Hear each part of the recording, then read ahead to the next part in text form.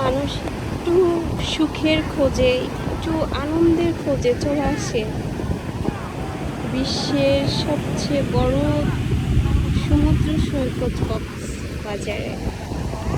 তো আমিও তার ব্যতিক্রম না, আমি একটু শান্তি সুখের খোঁজেই এসেছি।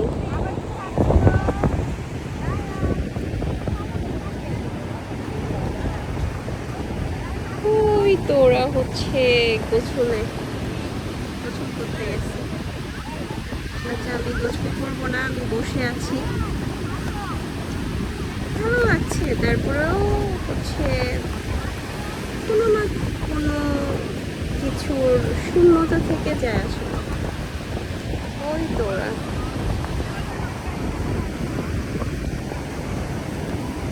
সমুদ্রের গর্জন আর হচ্ছে মুক্ত বাতাস।